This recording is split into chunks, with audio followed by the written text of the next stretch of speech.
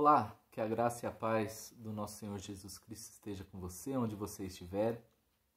Eu sou o irmão Paulinho, eu sou professor da Escola Bíblica Dominical da classe dos adultos, da Segunda Igreja Batista Nacional em Diadema, SIBNAD, e hoje vamos dar sequência a uma lição muito importante, tirada aqui da nossa revista, que fala das marcas de uma igreja saudável.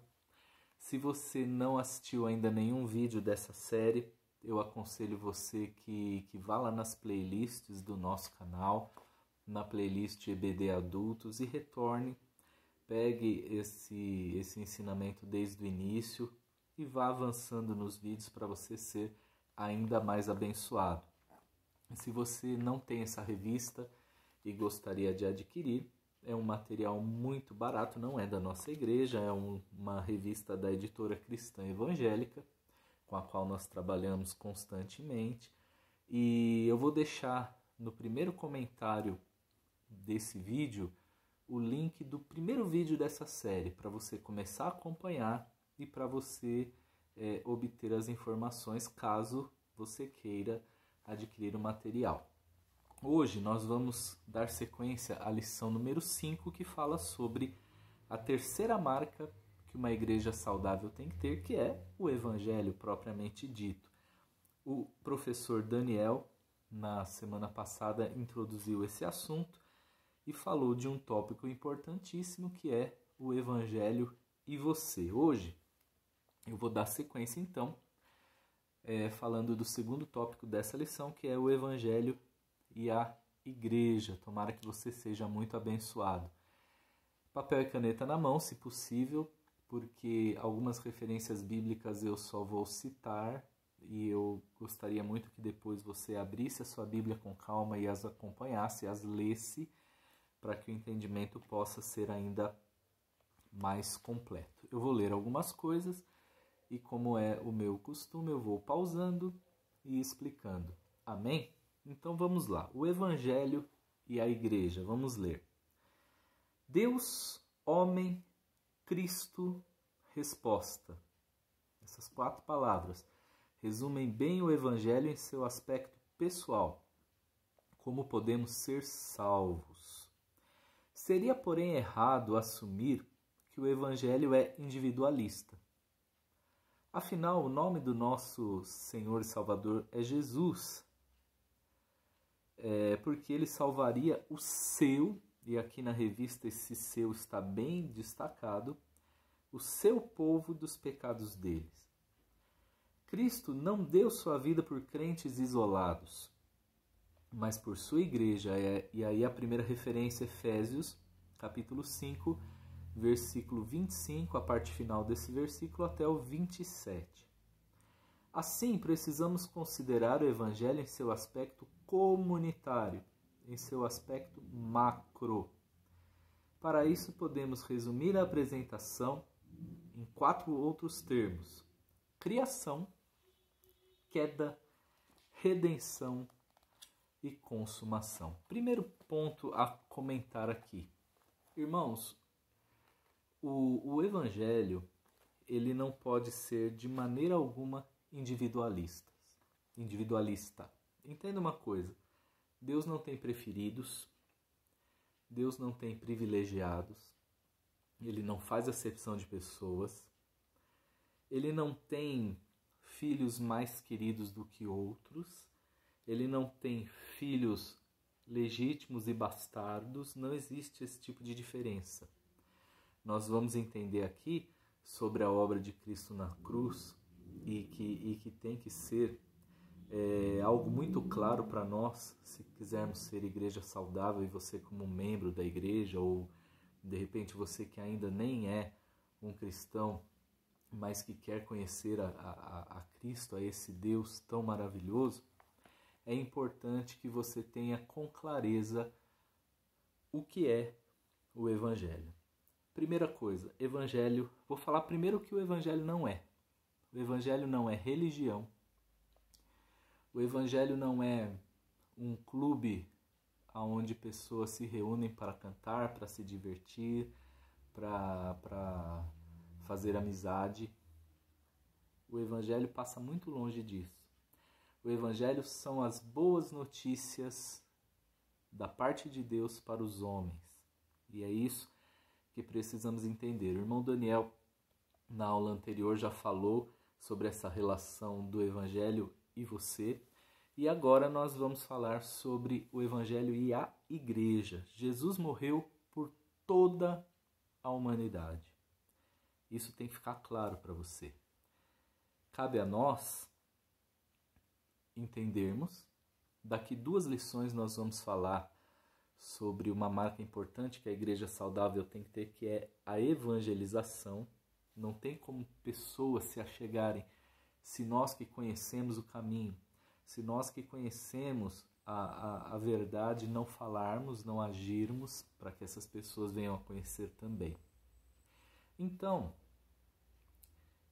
o Evangelho, ele é, para nós que já conhecemos, um bem muito precioso, é um tesouro, é o maior tesouro que existe. Só que esse tesouro não é mais meu do que do outro. Não existem pessoas... primeiro que não existe merecimento. O Evangelho nós vamos entender que chegou até nós por graça e misericórdia simplesmente. Não porque tivéssemos qualquer tipo de mérito, isso não existe. O mérito é todo dele. Então, o Evangelho, ele é um tesouro muito precioso do qual nós temos que compartilhar. E nós temos que entender que não existem preferidos, não existe acepção de pessoas por parte de Deus. Eu sou tão merecedor das bênçãos de Deus quanto você ou quanto qualquer pessoa, ou seja, 0. Eu não mereço pelos meus méritos. Você, pelos seus méritos, também não é merecedor de nada da parte de Deus. É tudo por amor que Ele nos dá. Nós somos pecadores que, mesmo após conhecer o Evangelho, mesmo após o encontro pessoal com Cristo, mesmo após uma conversão, dia a dia estamos lutando, estamos batalhando para vencer os nossos anseios carnais, para crescer no conhecimento de Deus, para nos tornar melhores cristãos, melhores representantes de Cristo aqui na Terra, e falhamos ainda assim a cada dia. É importante que tenhamos essa consciência, não é por merecimento. Infelizmente, o que nós vemos muito hoje em dia são pessoas que se dizem, parecem até a 4ª pessoa da Trindade, né? Se dizem cheios de fé, se dizem poderosos em si mesmos. E isso é um perigo, isso é uma falácia, isso está cheio.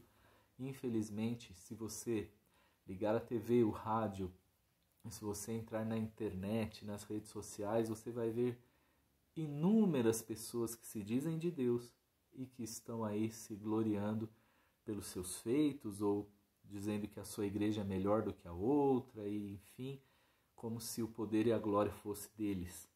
E isso é algo que nós temos que tomar muito cuidado. Há muitas pessoas que se acham mais de Deus do que os outros. Isso é falácia, isso é uma mentira muito grande. Não se deixe levar por essa conversa. Amém? 4 palavrinhas definem então o Evangelho para a sua igreja.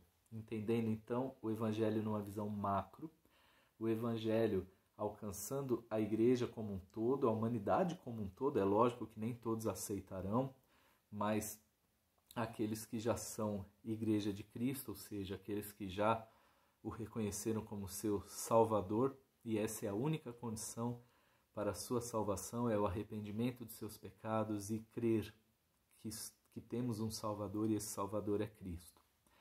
Então as 4 palavrinhas são criação, queda, redenção e consumação. Esse tópico é bem extenso.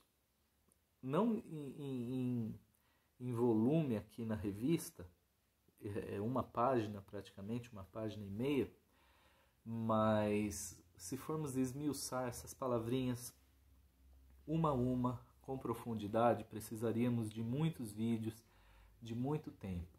Então eu vou tentar ser sucinto, não sei se vou conseguir dentro do meu tempo concluir esse tópico, Se eu não conseguir, o professor Francisco dará sequência na próxima semana.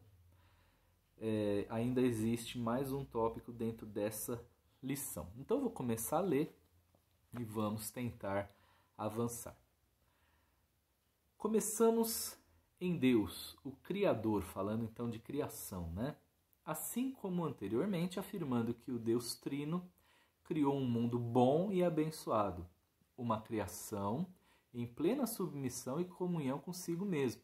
Deus criou o homem e a mulher à sua imagem e os colocou como subgerentes da terra. Isso é simples de se entender, né? Eu lembro quando eu era muito pequeno, o meu pai comprou para mim uma Bíblia infantil ilustrada, né? Existem muitas e hoje em dia com muito mais qualidade gráfica, com muito mais qualidade até no texto. Essa questão da criação, muitos duvidam, né? E olha como é que Satanás é astucioso, né? Quanta gente, eu já ouvi falar, eu creio em toda a Bíblia, mas a parte da criação é difícil acreditar que Deus criou o homem do pó da terra, que do nada, do caos absoluto, Deus com a sua palavra foi criando todas as coisas, né? Acham mais fácil crer na teoria de Darwin, né? Da evolução ou outras quaisquer. E sendo que é tão... Se você for analisar mesmo a fundo, é mais fácil crer na criação de Deus. E realmente a palavra de Deus é a verdade. É impossível todo o resto da Bíblia ser verdade e a parte da criação não ser. Mas Satanás é tão astucioso que quando ele faz a pessoa descrer desse processo criativo de Deus, de como as coisas realmente aconteceram, ele faz com que a pessoa coloque em xeque todo o resto.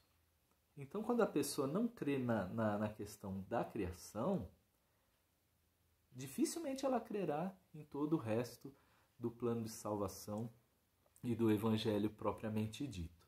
Então, vou continuar a leitura aqui. Só concluindo o meu raciocínio, né? Então, eu ganhei do meu pai essa Bíblia infantil ilustrada e eu lembro que era muito enfatizada essa questão da criação e era muito fácil de entender. O que eu quero dizer com isso? A maioria das crianças já cresce ouvindo sobre Adão e Eva, sobre a criação e tudo mais, né? Então, é algo que a gente não precisa nem despender muito tempo ou até mesmo falar muito, porque as pessoas já crescem com isso meio que na mente, já aprendendo sobre isso, alguns em maior dose, outras em menor, mas todo mundo ouve muito cedo falar da criação. Vamos ler mais. Satanás, porém, investiu contra a boa ordem de Deus e levou Adão e Eva e a humanidade, né, consequentemente, à rebelião. Pensávamos que seríamos livres, mas a queda trouxe escravidão ao pecado, ao mundo e ao diabo. Anote aí vários versículos para você ler depois. João 8,34, Atos 26 e 28, Efésios 2:2, 2 aos Coríntios 4:4, primeira carta de João 5:19. Até a própria criação foi sujeita por Deus ao cativeiro da corrupção, Romanos 8, 20 e 21. Enquanto a ênfase anterior do problema estava em questões internas, culpa e corrupção, que de fato são a raiz de todos os problemas, aqui nós nos deparamos com inimigos externos. Vamos entender um pouquinho aqui. Eu não vou esmiuçar a história da tentação e queda do homem.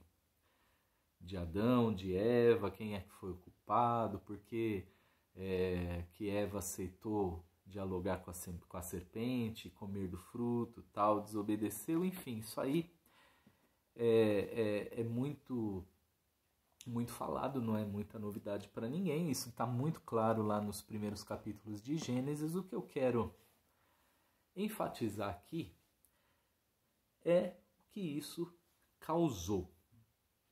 Então vamos lá. A serpente aqui é a simbologia, e em toda a Bíblia, Satanás é simbolizado pela serpente. Então, o que acontece? Entenda bem. O Pai criou todos os seres viventes, o céu, a terra, os animais e o homem. E Deus deu um mandamento muito específico para Adão, que ele não deveria tocar naquele determinado fruto do conhecimento do bem e do mal.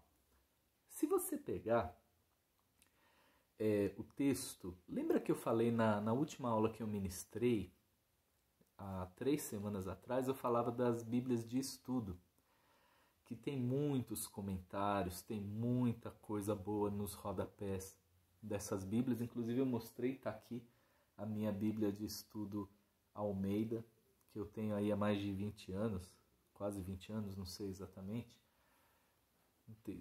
18, 19 anos que eu tenho essa Bíblia. É importante você adquirir, porque entende, em meia hora de aula de escola bíblica dominical a gente não consegue se aprofundar tanto em determinadas coisas. Então, lendo é lógico, tem muita literatura evangélica boa, tem muita porcaria, mas tem muita coisa boa também. A gente entende que houve essa persuasão satânica, né, que foi feita com Eva, e Eva tocou o fruto, comeu, e Adão, que tinha recebido o mandamento, em vez de recusar, ele também tocou e comeu do fruto, fazendo então com que a desobediência entrasse no mundo. Aí você pode fazer milhares de perguntas, e são perguntas teologicamente cabíveis. São perguntas que são dúvidas, me fugiu a palavra aqui, são dúvidas justificáveis até. Por exemplo, se Deus sabia que o homem ia comer do fruto, por que então que o homem iria desobedecer? Por que então Deus criou essa árvore com esse fruto? Por que Deus permitiu o diálogo entre a serpente e Eva? Se a gente for parar para pensar, tem muitas questões que a gente fica, por quê? Por quê? Existe um versículo muito importante, e quando eu estudei teologia com o pastor Rinaldo, uma das primeiras coisas que ele nos ensinou é que nem tudo nós temos a resposta. Quando a gente fala de Deus, nós somos criatura, estamos falando de um Criador transcendente, imenso, insondável, inexplicável. E querer explicar 100% os porquês, quando se trata de Deus, é impossível. Infelizmente, claro, algumas coisas a gente, quando a pessoa está se convertendo, está se achegando ainda, algumas coisas têm explicação. Você tem que buscar o seu pastor, tem que buscar conhecimento. Mas tem determinadas coisas, Deuteronômio 29, como eu dizia, foi uma das primeiras coisas que o pastor ensinou no curso teológico. Ele diz que tem coisas que são encobertas e que pertencem a Deus. Então, dizer não sei não é uma vergonha quando se fala de teologia. É claro, tem coisas que não sabemos porque estamos iniciando a nossa caminhada de fé. E tem outras coisas que realmente não tem explicação, porque é Deus. Como que eu vou explicar Deus e os porquês? Por que Deus fez assim ou de outro jeito? O que a gente precisa entender aqui é que houve separação. Deus criou o mundo perfeito, criou o ser humano para administrar, para gerenciar tudo, e colocou um mandamento, e esse mandamento foi desobedecido.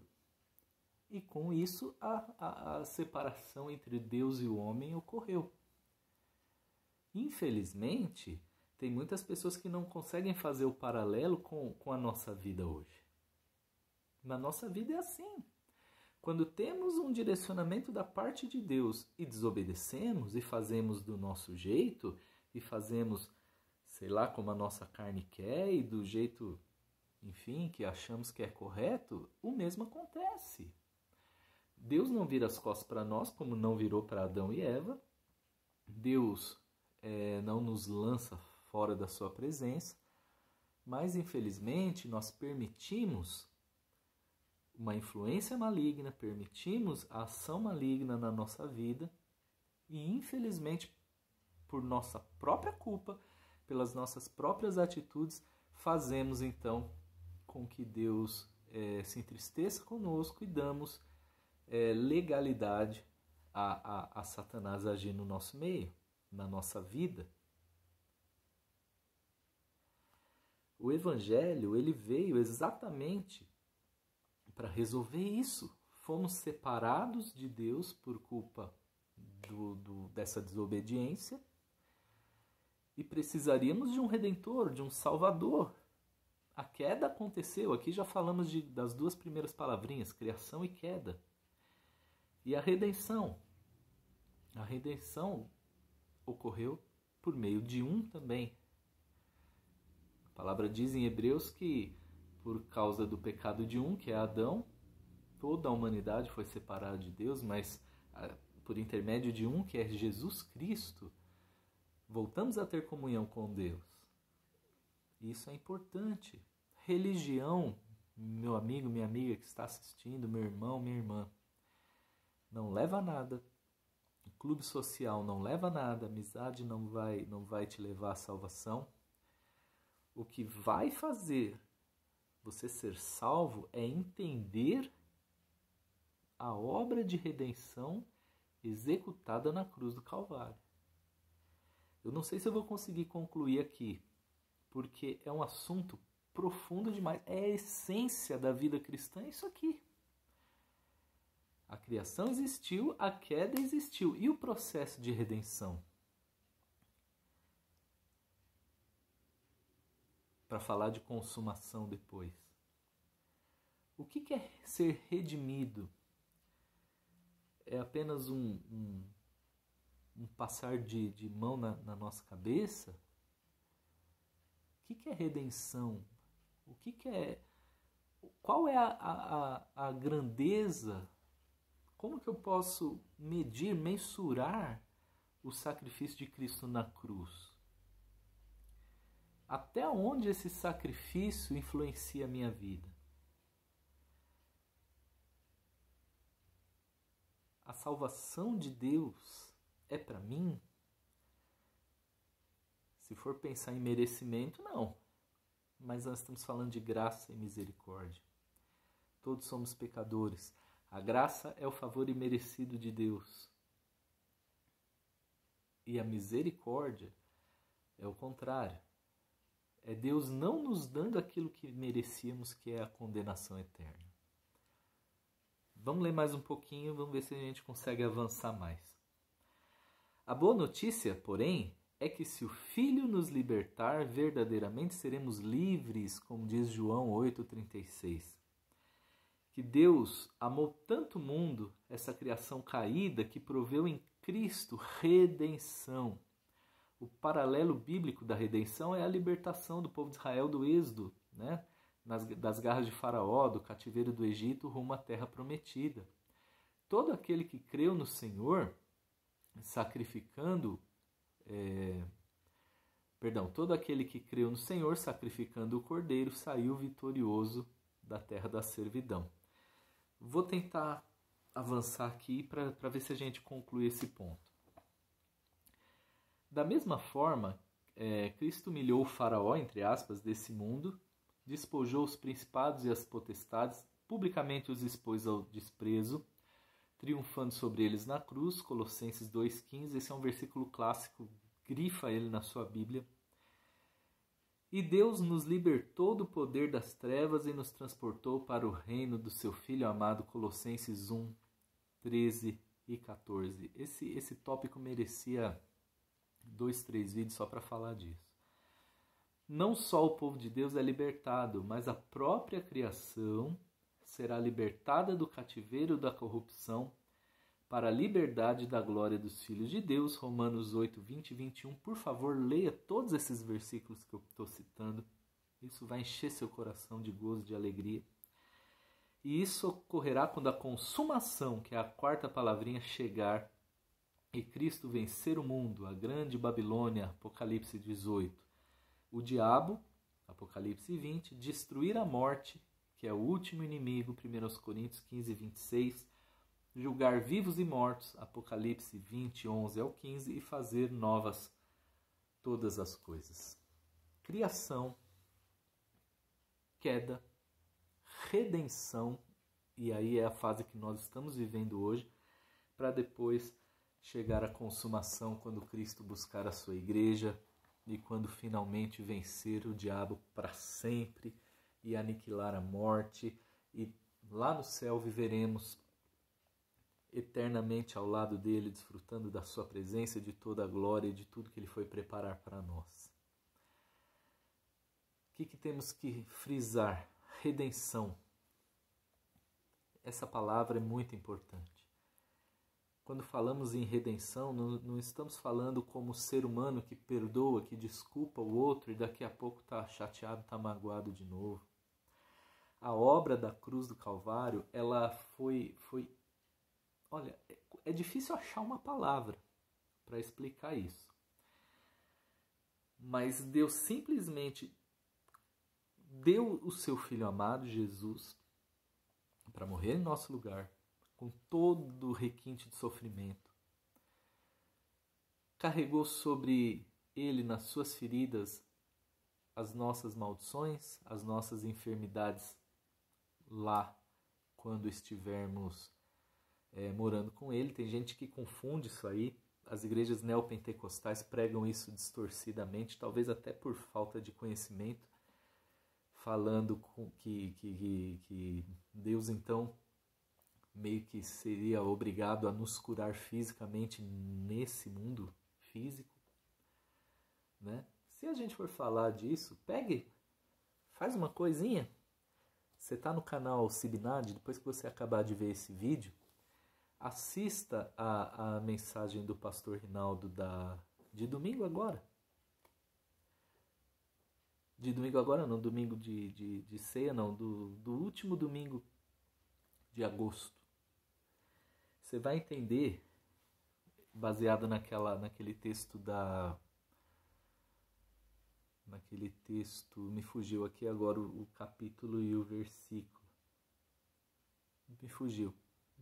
Se eu não me engano, é no Evangelho mas enfim, no Evangelho de João, eu acho. Aquele texto onde a mulher se aproximou de Jesus e a filha dela estava miseravelmente endemoniada e Cristo então não lhe deu resposta a princípio, e depois os discípulos instigavam o mestre que dispensasse aquela mulher, e depois Jesus deu uma palavra dura para ela.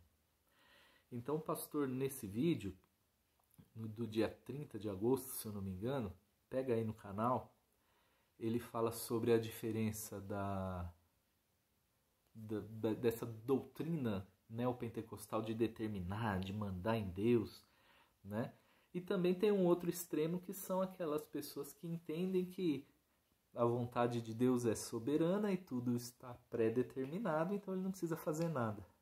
E o pastor pregou lindamente, maravilhosamente, sobre a importância de clamar. Então não é exigir nada de Deus e não é simplesmente deixar o barco rolar sozinho. É clamar. E o clamor muda o destino, muda as coisas, muda as situações. É importante, eu não sei nem por que Deus tocou no meu coração para abrir esse parênteses e falar desse assunto no meio dessa aula, mudando aí o foco um pouquinho. Talvez você esteja aí e já tenha desistido da sua bênção, da sua vitória. Não fique querendo exigir de Deus nada, determinando o que ele tem que fazer, e também não abandone o barco. A vontade de Deus é soberana, seja o que Deus quiser, eu lavo as minhas mãos. Não, clame, assista essa mensagem. Eu estou falando isso, voltando atrás, porque em Isaías 53, 4 e 5 diz que Cristo carregou as nossas maldições, nossas doenças e nossas enfermidades. Isso é na glória. Não estamos falando do mundo físico. Doença e qualquer tipo de revés, de problema, é inerente à vida e é consequência da queda, né? Mas enfim, a redenção chegou. Jesus veio, morreu por mim, por você, para que sejamos totalmente libertos de qualquer maldição, de qualquer laço satânico e das consequências da desobediência lá no Éden. E a consumação logo acontecerá. E que glória vai ser quando formos morar juntos dele. Olha, me dá um aperto na garganta falar desse assunto. Queria mais 2 vídeos só para falar disso, pelo menos mais 1 hora, mas não tenho tempo. Medite nessa palavra, reveja esse vídeo. Como eu disse no início, eu vou deixar no primeiro comentário desse vídeo o link do primeiro vídeo dessa série para você começar a assistir se você não pegou as aulas anteriores, e também a explicação sobre como adquirir a revista se você quiser acompanhar as lições na sua casa. É baratinho, coisa aí de menos de R$20, eu acho. E você vai ser muito abençoado. Amém? Leia as passagens bíblicas e olha, eu vou te falar, eu vou orar agora e encerrar com aquele gostinho de queria falar mais um pouco. Mas não posso por conta do nosso tempo pré-determinado e para não ficar cansativo para você também. Mas olha, repito, te aconselho, no canal Sibinad tem as playlists. Uma das playlists é Cultos e Pregações. Pegue lá o vídeo do dia 30 de agosto e ouça a palavra. Também está disponível no canal do pastor Rinaldo Nascimento, que é o nosso pastor.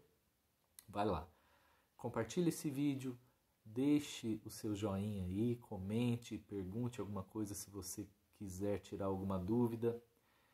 E olha, que Deus te abençoe grandemente. É o desejo do meu coração. Aonde você estiver, feche seus olhos.